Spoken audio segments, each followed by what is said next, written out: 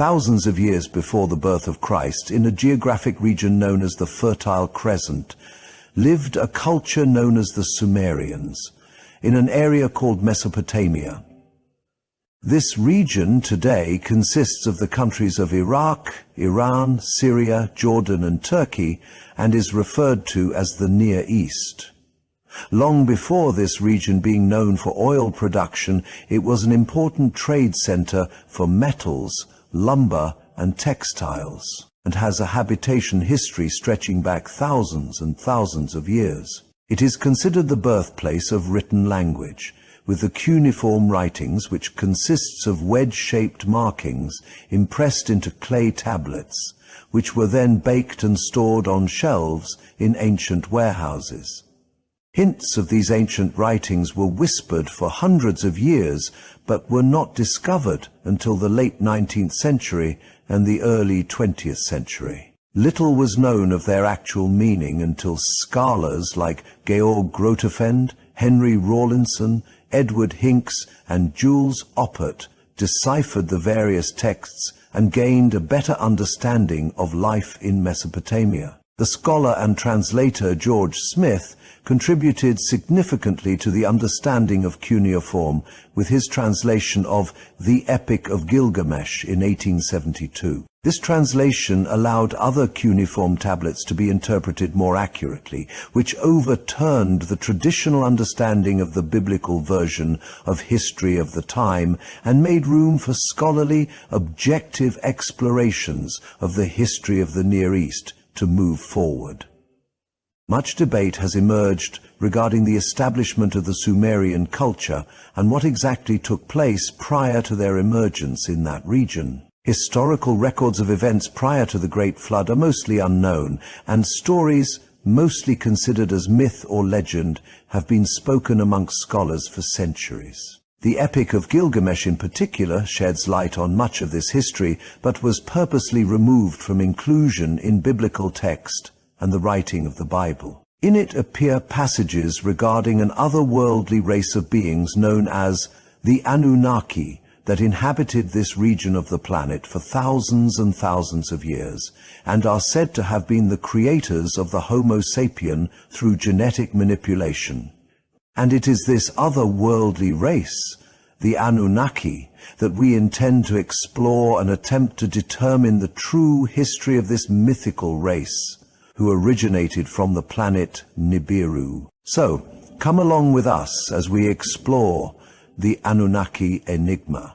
7 million years ago, a chimpanzee stood up on its hind legs and a new species of hominin emerged.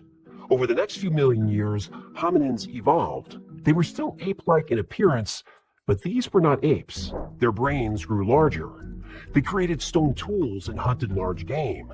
They discovered fire and learned to follow the migration patterns of the animals they used for food, clothing, and shelter. It took a few million years for hominins to discover how to make a stone spearhead.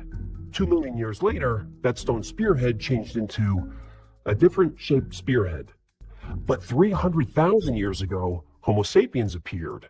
And before long, we were the dominant species on the planet. Once they destroyed Neanderthals once and for all, something happened. Technology accelerated. It only took 30,000 years to go from Göbekli Tepe to landing probes on other planets. How could mankind evolve so fast? The answer is, they couldn't. Mankind didn't evolve at all. Mankind was engineered, purpose-built to be the perfect slaves for a race of far superior beings who, according to ancient texts, descended from the heavens. Eventually, the slaves rebelled, and our masters tried to destroy us in a great flood. Sumerian texts, Egyptian religions, ancient Indian myths, Native American legends, even the Bible, they all tell the same story. It's the story of gods and men.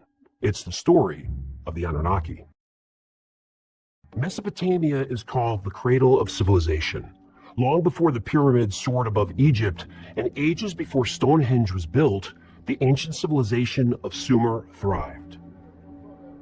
Sure, we have sites like Göbekli Tepe and Mökükle Tarla, which predate the Sumerians, but those are small gathering places compared to the vast civilization of Sumer, the world's first empire. The Sumerians invented writing. They discovered the wheel. The sailboat was first created by the Sumerians.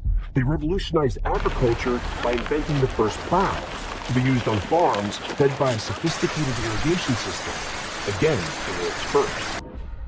Though the Greeks get credit for inventing city-states, that too was a Sumerian concept. Sumer was organized into city-states, each governed independently with its own ruler. These rulers reported to the king according to the Code of Ur-Nammu, the world's first legal system. Sumerians understood complicated mathematics and astronomy. Their number systems used to tell time and measure the angles of a circle are still used today.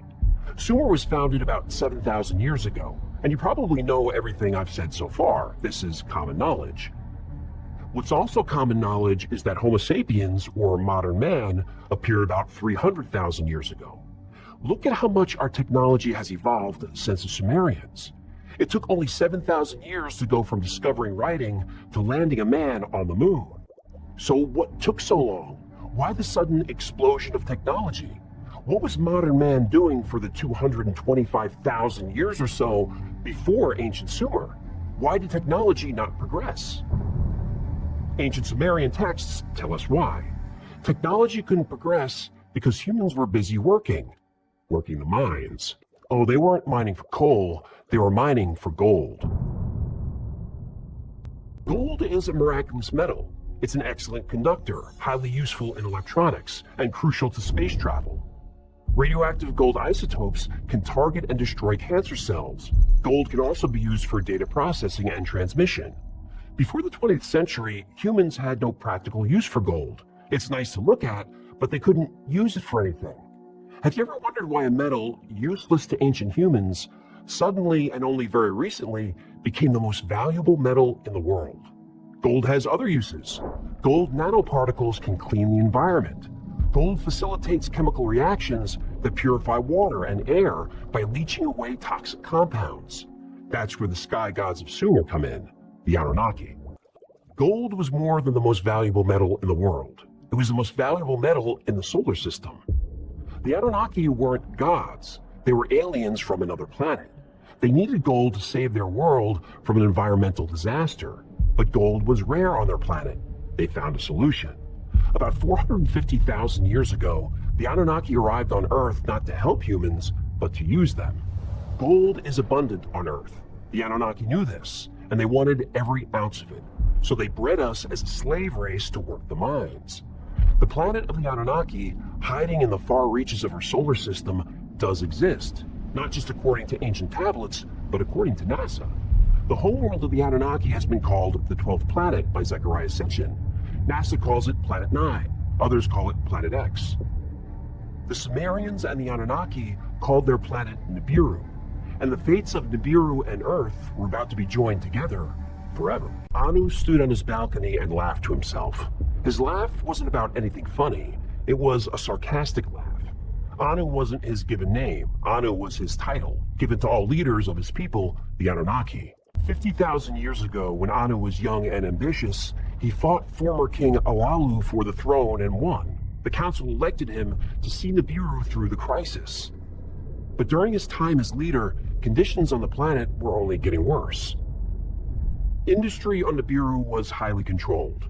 Factories polluted the air. There was no way to avoid it, but they had the technology to control it. Skyscraper-sized air recyclers dotted the landscape around every urban area. However, a series of volcanic eruptions caught the Anunnaki by surprise. Ancient volcanoes spewed ash and toxic gas into the air, overwhelming the recyclers with mountain-sized pyroclastic flows. Within weeks, the recyclers began to fail. Within months, the atmosphere began breaking down. Nibiru's ozone layer was thin in most places and completely gone in others. The sky above Nibiru was a sickly yellow, and the atmosphere was thick and oppressive. Twin moons once shined brightly. Now they were barely visible through the haze. Stars that had once filled the night sky could no longer be seen. Anunnaki lived for 200,000 years. This long lifespan, once considered a gift, was now a curse. The older Anunnaki remembered a night sky filled with stars, but the young ones had never seen a star. The last, brightest star disappeared behind the gloom years ago. In the cities of Nibiru, the towering spires of ancient buildings loomed over empty streets. The grand avenues, once lined with breathtaking sculptures and shimmering fountains, now seemed to taunt the Anunnaki, a painful reminder of an age of prosperity now long in the past. The gardens that once bloomed with exotic plants and flowers were now withered and brown. Formerly vibrant landscapes were barren and decayed, a casualty of the failing ecosystem. Anu and the Anunnaki people knew that their planet was dying and that they were running out of time. Anu had the greatest minds in the world working on this problem, but the outlook was grim. Then Anu's son Enlil burst into the room. He said, "Father, I know how we can save the planet." In the halls of learning, the greatest minds of Nibiru worked tirelessly to find a solution. They pored over ancient texts and conducted countless experiments, searching for a way to halt the decay of their world. And then, in a moment of desperation and brilliance, Anunnaki scientists discovered the answer: gold. The precious metal, rare on Nibiru, held the key to their salvation. When suspended in the atmosphere, microscopic gold reflects and absorbs the harmful radiation of the sun and space. It was the one chance to stabilize their atmosphere. It was a long shot and would take years, but it was their only hope. The Anunnaki mobilized all their resources and devised a plan. They sent expeditions to the far reaches of the solar system, searching for planets rich in gold. They would mine the gold, bring it back to their planet, and release it into the atmosphere in a desperate attempt to save their world. For years, probes went out, and probes found nothing. Probes traveled the inner solar system and found nothing but useless volcanic rock and toxic gas. But today, there was a glimmer of hope. One of the probes reported not just the presence of gold, but of many more life-saving resources. All the elders were present at the council meeting: Enki, Inanna, Ninhursag, and Utu. But it was Anu's son Enlil who spoke first. Data from one of our probes has come in. There is a planet very close to the yellow star, rich in gold. It also has liquid water in abundance. Its atmosphere is thin, thinner than ours, but it has a strong magnetic field that shields it from the radiation killing our planet. It's the third planet from the star. Who knew of this planet? They called it Kai, but would later become known as Earth. Earth revolved around the sun very quickly. Nibiru was also in orbit around the star, but it took 3,600 Earth years to complete one revolution. Anu thought Earth sounded perfect. The journey would be dangerous, but times were desperate. Soon Nibiru would be making a close approach to Earth. The timing was perfect. He urged them to depart immediately, but Enlil had more to say. But Earth is teeming with life, including intelligent creatures, though still early in their development. These creatures are bipedal like us, but smaller than us, perhaps half our height. The creatures Enlil spoke of were under 6 feet tall. Anunnaki were between 12 and 15 feet tall. This is because Nibiru's gravity wasn't as strong as Earth's. This was just math. More gravity means smaller life forms. Low gravity allows plants and animals to grow very tall. Aside from their small size, the Earth creatures were similar in appearance to the Anunnaki in other ways. The Anunnaki had larger eyes and larger skulls than the Earthlings, but the Earth beings had 2 arms, 2 legs, eyes, nose, mouth, just like the Anunnaki. Anu sensed concern in Enlil's voice. Do these Earth creatures pose a threat to us and our project? They are primitive but violent. Some eat animal flesh, if you can imagine. They have no interest in gold, but they may perceive us as a threat. They have no technology beyond wood and stone. Still, in numbers, they could be dangerous. That's what the Ajiji are for.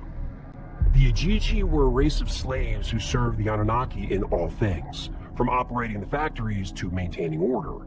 They were an intelligent and obedient workforce, and they could surely handle primitive creatures half their size. The council convened, the decision was made, and 300 Anunnaki and 600 Ajiji were loaded onto great ships. It was time to make the journey sunward. It was time to make the journey to Earth. After a brief stop on Mars, the Anunnaki fleet arrived in Earth's orbit. The crew was stunned. The planet was a vibrant blue and green with swirling white clouds. Vast glimmering oceans seemed to go on forever. The planet was full of life in the sky, on land, and the sea below. The Anunnaki marveled at Earth's beauty, but also felt sadness. Their home planet Nibiru was dying, and its people were suffering. But that sadness renewed their resolve. They were here for a purpose: mine all the gold needed to heal their atmosphere. A few ships remained in orbit, while others scouted the planet for a suitable landing site. Eventually, they settled on the lush green plains between the Euphrates and the Tigris rivers. Later, this area would become known as Mesopotamia, the Greek word for between two rivers. The ships landed, and the Igigi were put to work. The Igigi were a race of aliens that the Anunnaki conquered long ago. After the Igigi were defeated, they were enslaved. They've served the Anunnaki ever since. The Igigi look similar to the Anunnaki, who look similar to modern humans. Igigi were between 12 and 15 feet tall and extremely strong. Where humans have somewhat round skulls, the Anunnaki and the Igigi, to some degree, have very large and often elongated skulls. These elongated heads have been depicted many times in ancient carvings and frescoes. The Igigi were given only 7 days to build the great city of Eridu, to be ruled by Anu's son, Enki. The Anunnaki were cruel and brutal to the Igigi. The gods' load was great, the toil grievous, the trouble excessive. The great Anunnaki, the seven, were making me Igigi undertake the toil. The city was completed on time. Then the Igigi dug mines and began mining gold. They mined gold day after day, year after year, for 150,000 years. The Igigi extracted gold by the ton, and ships began making round trips between Earth and Nibiru. Enki, ruling in his father Anu's name, was thrilled. He demanded more output. The slave masters used weapons like particle beams to force the Igigi to work harder and faster. Enki didn't want to abuse the workforce this way, but felt he had no choice. The atmosphere on Nibiru was all but stripped away.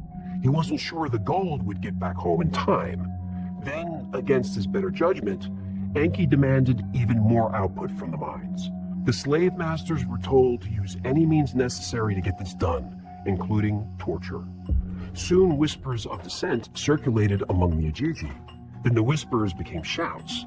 No longer would the Igigi allow themselves to be tortured, and no longer would they work the mines. Atrahasis, the famous leader of the Igigi, made the decision to rebel. For too long have we languished under the yoke of the Anunnaki. We were born of the stars, yet condemned to the dark. It is time we seek the light. Now, proclaim war. Let us combine hostilities and battle. The rebellion was swift. The Igigi were intelligent and strong. They turned their tools into weapons, broke their chains, and fought the Anunnaki for their freedom. The city of Eridu became a battlefield, and gold mines collapsed from the uprising. The Igigi fought bravely, but they failed, and were put back in chains. Enki's brother Enlil had been overseeing the mining operations. He was furious. He wanted the Igigi killed for treason. But Enki felt differently. The Anunnaki and the Igigi had thousands of years of shared history. Shall we meet defiance with tyranny, or can we forge a new destiny together? The Igigi could not return to the mines, and Enki knew this. They would continue to rebel. But someone had to work the mines and do all the labor a large city requires. So Enki had an idea. In the forests were ape-like hominids. They had large brains, walked on 2 legs, and could use simple tools. They weren't intelligent enough to do the work the Anunnaki needed, but maybe they could become intelligent with just a little genetic engineering.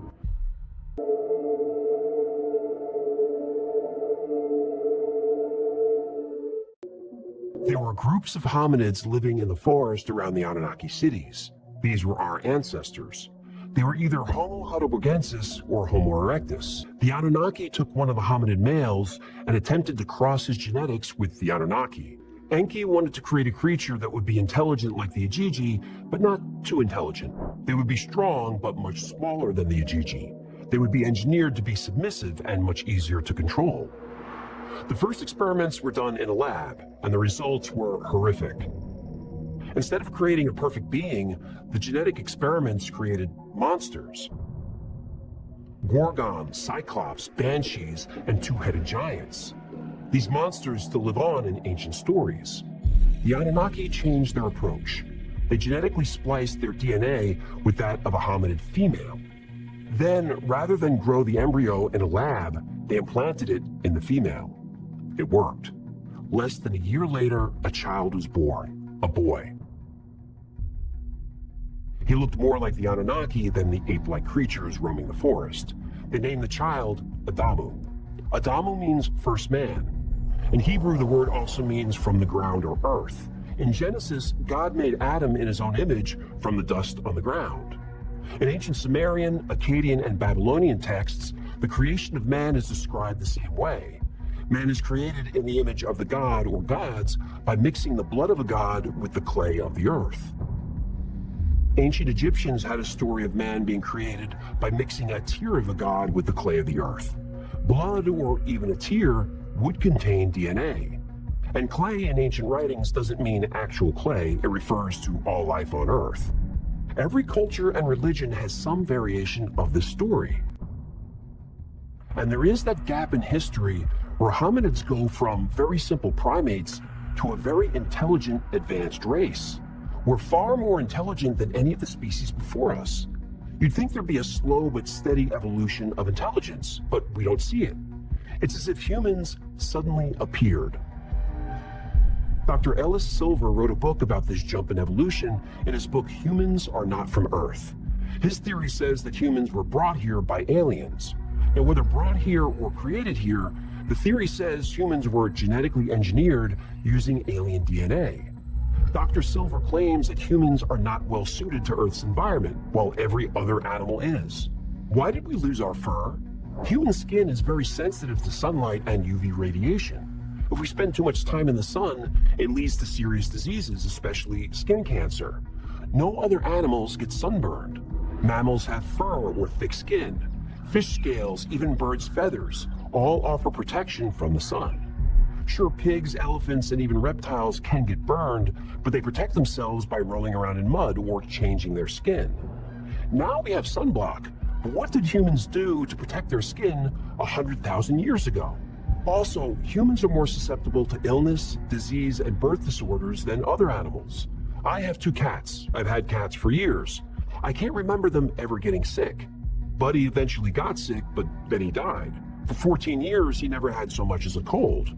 Now, I know cats, dogs, and animals do get sick, but not at the rate humans do.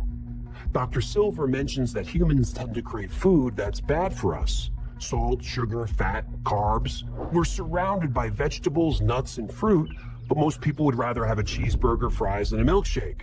I know I would. Back pain is another reason Dr. Silver thinks humans are not from Earth. He claims we're not designed for Earth's gravity. It's too heavy. He believes we evolved on a planet with lower gravity. The Anunnaki were very human-like, but they were about twice our height, 12 to 15 feet tall. This would indicate they evolved on a planet with lower gravity than Earth. He presents a very compelling case backed up by science. It's believed that Homo sapiens first emerged about 300,000 years ago. This is exactly the time of the Ijiji Rebellion. So back to the first man, Adamu. The Anunnaki also created a female, Hiva. The Anunnaki needed humans to procreate on their own, and they did, often. The Anunnaki guided this new race for a few hundred years. The population grew to thousands. The Anunnaki taught the new humans all the skills they needed to maintain the city, build homes, plant and harvest crops. But most importantly, the Anunnaki gave humans the skills to mine gold. The Anunnaki were so pleased with their creation that they allowed humans to visit their sacred garden, Eden.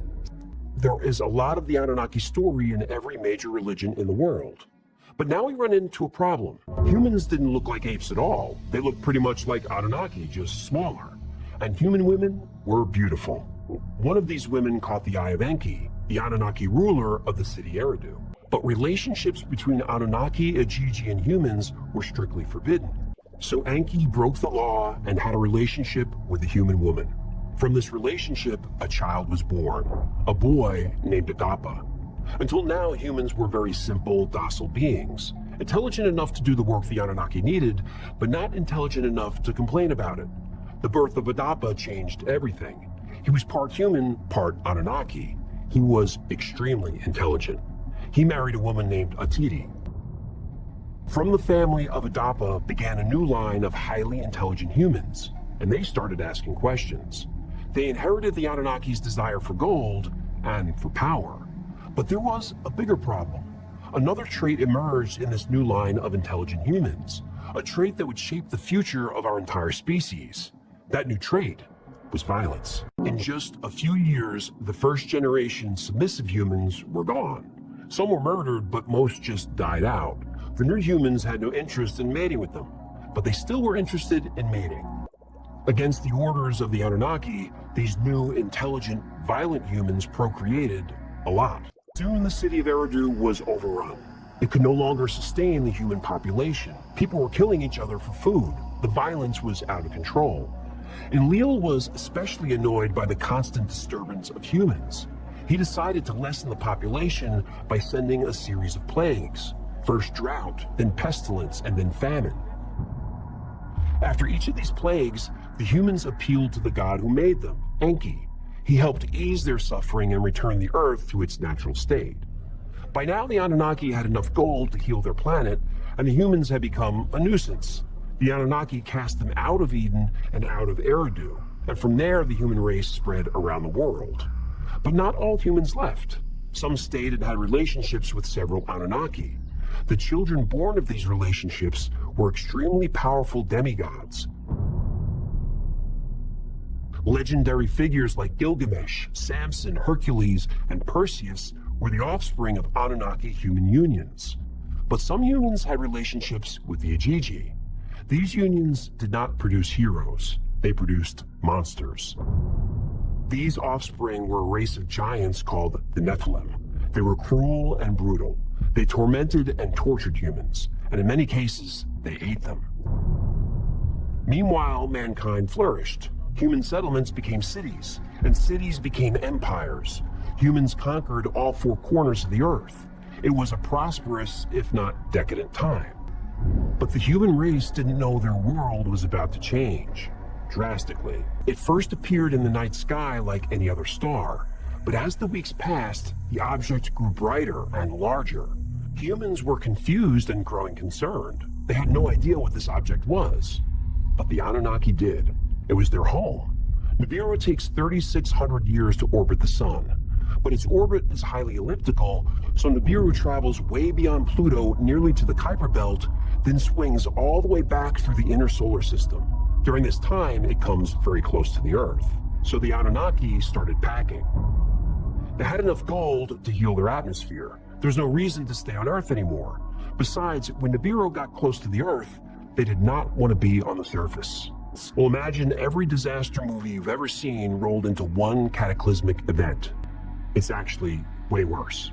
Oh, after Nibiru passes by the Earth, there won't be any humans left. In orbit, the Anunnaki watched the continents of the Earth sink beneath the ocean. Tiny islands, once the peaks of great mountains, appeared here and there, but there were too few for anyone to survive, for anything to survive. They knew the Great Flood was coming. Nibiru passes by the Earth every 3,600 years, but the distance varies. Sometimes Nibiru stays far outside the Moon's orbit, and the effects on Earth are small. But sometimes, like this visit, Nibiru soared between the Earth and the Moon at 40,000 miles per hour. The Anunnaki knew the Earth would be devastated. In the months prior, there was a lot of debate among the elder Anunnaki. At first, they decided to let humanity perish. Enlil said that humans served their purpose and now were nothing but a nuisance. A great flood was just what the Earth needed, a fresh start. But Enki had grown to love humans. Remember, he married a human woman.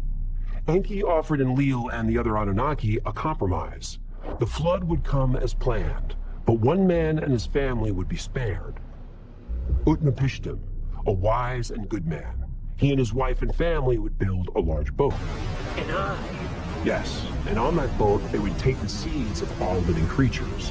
When the flood came, all life on Earth was destroyed. But Utnapishtim, his family, and the contents of his boat survived. Every day, Utnapishtim released birds to find land. One day, a raven did not return. He sailed in that direction. After a few days, the boat came to rest on an island that, as the waters receded, became a mountaintop. And now life, including humanity, would start again. But this version is from the Epic of Gilgamesh, written at least 3,000 years earlier, and the story is probably much older than that. Every culture and religion on Earth has a flood myth, which are all very similar to the Sumerian flood myth. Some cultures tell the identical story just with different names. So mankind is reborn. But this time, the Anunnaki put in some safeguards. They shortened the human lifespan. They made us more susceptible to illness. They made childbirth dangerous for both mother and child. They would not let the human population get out of control. Soon, new settlements and villages emerged, but all of humanity's previous knowledge was lost to the sea. They were back to the Stone Age. Enki and even Enlil were impressed by the resilience of man and decided to visit the settlements. The Anunnaki descended from the heavens and rose from the seas to give people the gift of civilization. Humans are taught reading and writing, mathematics, astronomy, and even engineering. They're taught how to build great cities. And some believe the Anunnaki helped them build huge structures like pyramids and obelisks found in Egypt and South America. And those pyramids and obelisks were built for a specific purpose, by the way. Tesla might have figured it out, but that's another story. The last time Nibiru passed by Earth was about 700 years ago. That time happens to coincide with the emergence of the Sumerian civilization, the first civilization on Earth. Or was it? Nibiru passes by Earth every 3,600 years. Sometimes Nibiru comes so close to the Earth that the planet is wiped clean. About 13,000 years ago, the end of the Younger Dryas, was the time of the Great Flood. This coincides with the time when Nibiru would be passing by. Some believe a meteor impact caused the flood. Others believe it was a major solar event. But what if it was Nibiru that caused the ice sheets to melt and flood the Earth? What if that's the exact story that we've heard today? The earliest Great Flood myth comes from ancient Sumer, about 7,000 years ago. However, tablets and tablets of Sumerian writing still exist, writing that fills books upon books. The Sumerians wrote down everything. They said the Great Flood story, which was told in the Epic of Gilgamesh, happened many years earlier. The dates work out. And if the Sumerians were right, there was a civilization on Earth before the flood, as many researchers like Graham Hancock claim. Now, that previous civilization didn't have advanced technology, but they certainly witnessed it. Carvings and texts from ancient Sumer, India, China, Japan, Egypt, Pacific Islanders, Native Americans, they all tell the same story. Gods who rode chariots in the sky, gods who created mankind, gods who destroyed the earth with a flood, and gods who helped us rebuild it. Nibiru is due to return around the year 2900. Now maybe it will be a gentle transit, and humanity will continue to evolve and innovate. Maybe by then we'll have learned a way to communicate with the ancient sky god. Or maybe Nibiru's next visit will be a violent one, bringing with it another cataclysm that wipes the earth clean. So does that mean all of humanity is destroyed and we have to start again? I don't think so. Technology is going to keep moving forward. By the time the year 2900 arrives, I'm sure we'll be building outposts on the Moon, Mars, Europa, Enceladus. We'll be mining asteroids and stopping at Europa to refuel and refill our water tanks. Humanity will be a spacefaring species. And like we've conquered every corner of the Earth, I believe with a little luck and a lot of cooperation, we can conquer every corner of our solar system. Nibiru may destroy the Earth in the year 2900, but that's okay, because by then, we'll be the sky gods.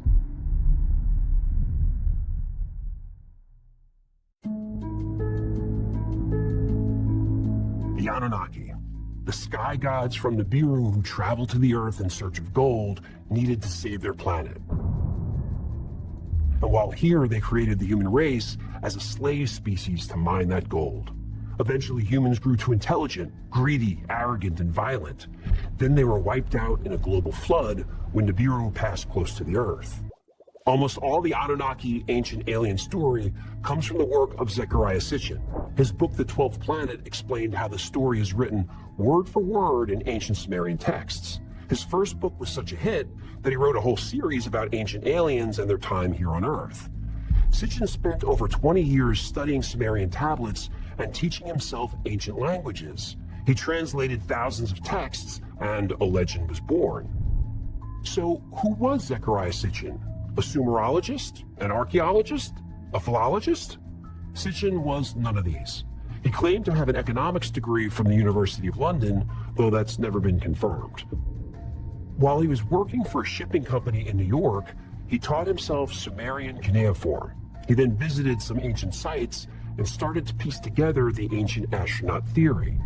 Now, I'm a huge fan of Zecharia Sitchin. I've read all of his books many times and they're brilliant, but he was wrong about just about everything. His translations of Sumerian writing are more interpretations than actual translations. He even gets the meaning of the word Anunnaki wrong.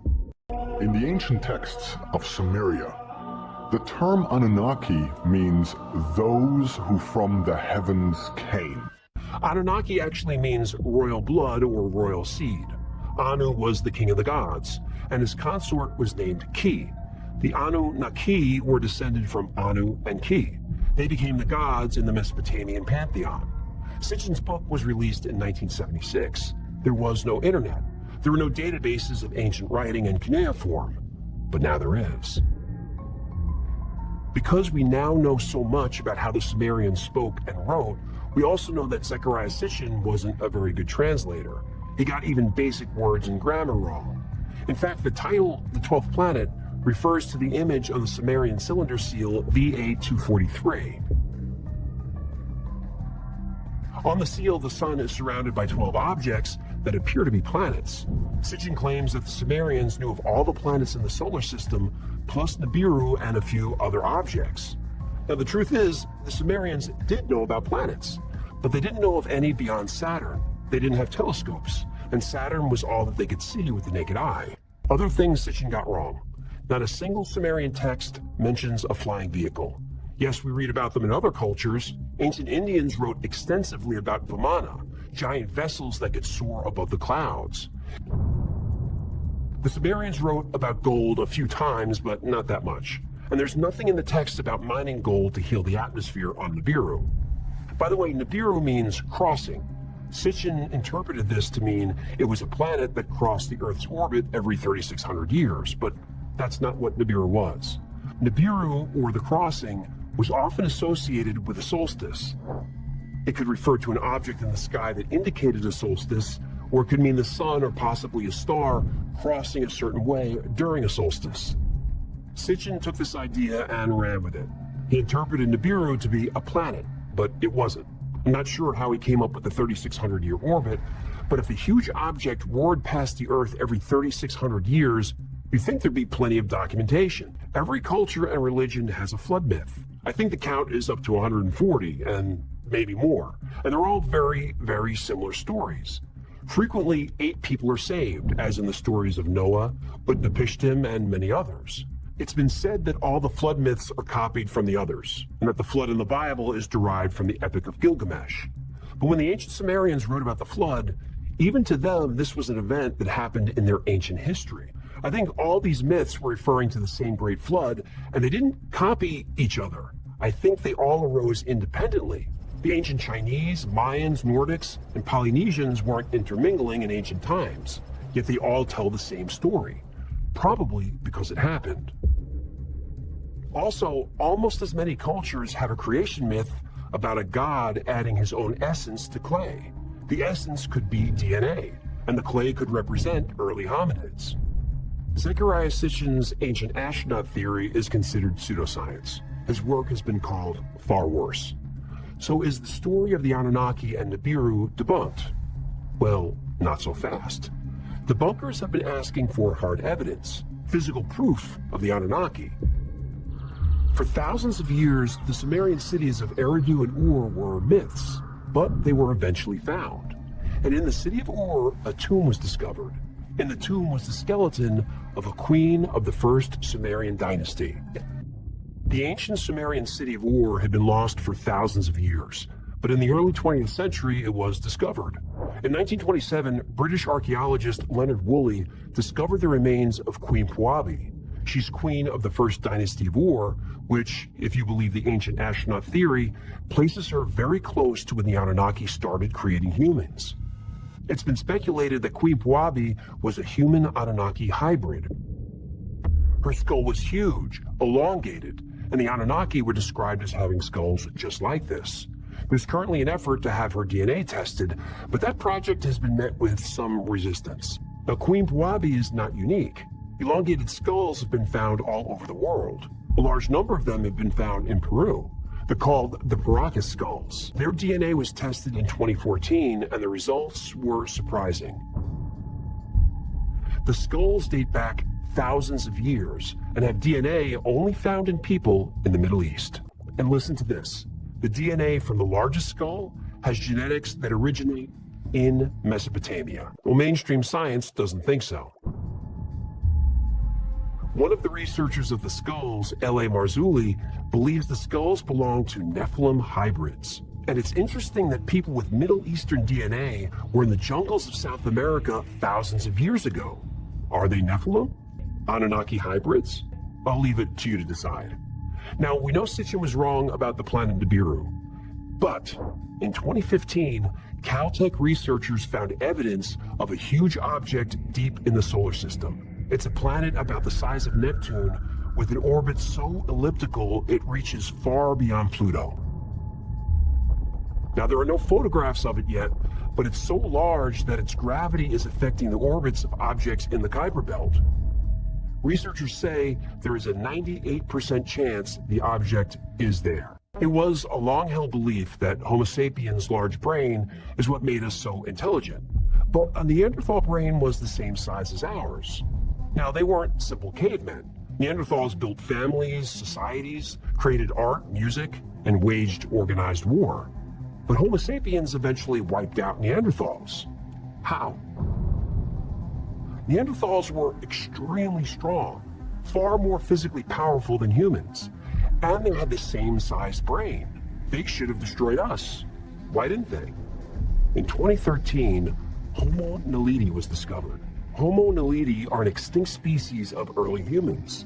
They had very small brains, only about 1/3 the size of ours. Yet they knew how to make stone tools. They conducted funeral rituals, which implies they had religion, or some idea of an afterlife, which also implies they had language.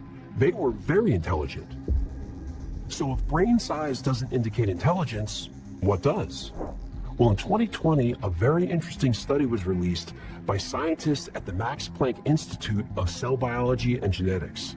They identified a genetic mutation that triggered the faster creation of neurons in the Homo sapien brain. The gene is known as TKTL1.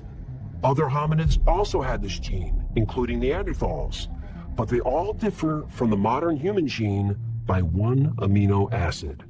This small change wouldn't come from crossbreeding or years of evolution. The only time we see a single gene altered this specifically is when that gene is targeted and manipulated with technology, with genetic engineering. By altering this one gene, Homo sapiens are able to grow neurons much faster than any other hominid species, faster by far. For 300,000 years, Homo sapiens didn't change much. They didn't invent or innovate. In fact, Neanderthals were the dominant species on Earth up until about 50,000 years ago. Then something happened. Men suddenly started to create, reason, and invent. Within a few generations, Neanderthals were wiped out, and Homo sapiens conquered the world. And our species has been rapidly advancing ever since. That gene, TKTL1, with just a tiny tweak, acted like a turbo switch in our minds and made us who we are today. Now, you may not believe in the Anunnaki, but you still have to wonder, who flipped the switch? Many heartfelt thanks go out to all of you for traveling along with us on this tale of mystery and discovery.